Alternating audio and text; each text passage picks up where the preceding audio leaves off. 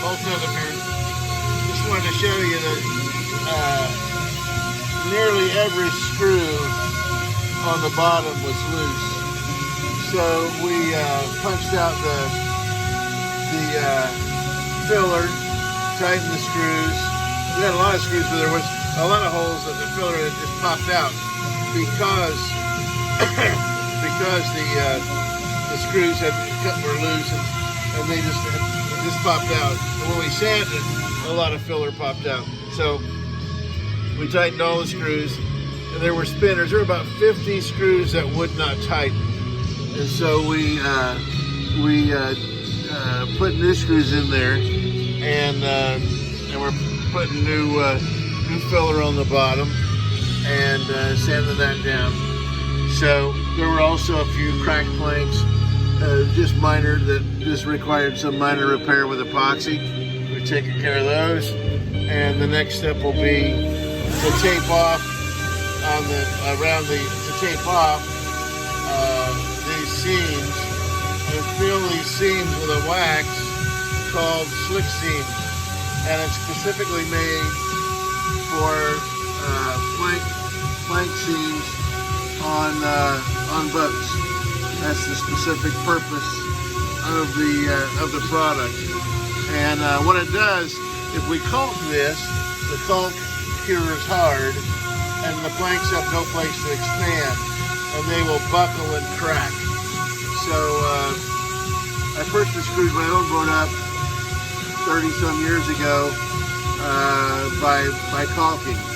So we do slick seam, and the slick seam pushes out as the planks expand. It pushes out to the degree necessary to maintain the seal and not damage the planks. So, and it is paintable. So what we'll do is we'll put the slick seam in, we'll wet the bottom from the outside and the inside. We don't put any level of water on the inside, but we'll wet it and expand the planks, and then we'll paint it.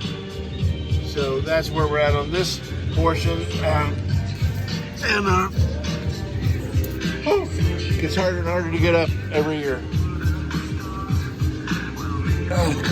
Because I eat good. But I started swimming last night, so hopefully I'll get in the same kind of shape you're in before long. Anyway, and then of course the wiring, we began the wiring, and we have all the new wiring in place, but of course we can't land the new wires until this gets varnished and so stained and varnished, and we can land those into the wires, of course, when we get the engine in.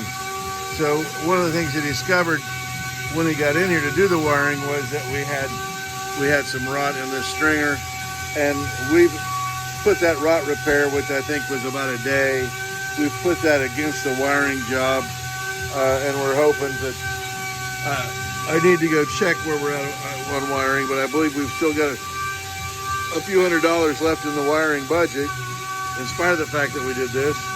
And that few $100 would be what's necessary for landing the wires at the dash and the engine, and back here where we have some accessories.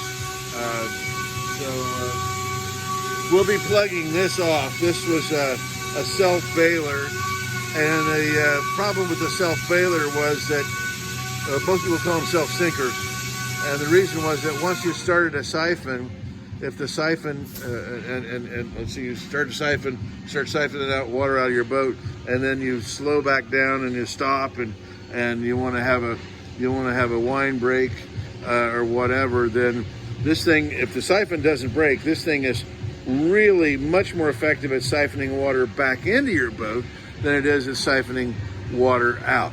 So we plug those off. We leave them in so that it appears that everything appears correct and accurate from the way it was built. But you'll have an electric bilge pump, so you won't rely on the self-bailer, and you won't have to worry about the self-bailer reversing flow on you. We also have I ordered a new exhaust elbow for you. And So it's set. We got it all painted up, ready to go. It's over here. This is the packing gland. There's gonna be a packing material that goes in this. This goes around the copper pipe, which I'll show you in a second. And then when you tighten that down, the packing then goes seals off the copper exhaust pipe. So and let's see. I did say I was going to show you the exhaust pipe. We bought a couple special tools, which are not your cost, they're our cost, because they'll come in handy on the next one.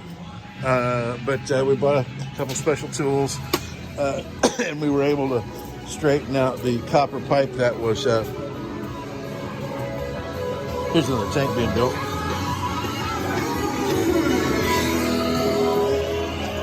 We were able to straighten out the copper pipe that was smashed, as I said, to smithereens on the end. So this looks pretty good. We've got a couple, you'll see that down in there, you can see some daylight that I just covered with my hand. So there were some breaks in the copper. I got a piece of copper sheeting, and we're gonna put that copper back together. So anyhow, that's that piece, and that's today's update. We have I am aware that we have we're ready for another installment, so I will send you the update. So I'll send you an invoice for that, but I just wanted you to see the work that we've accomplished lately first. Thank you.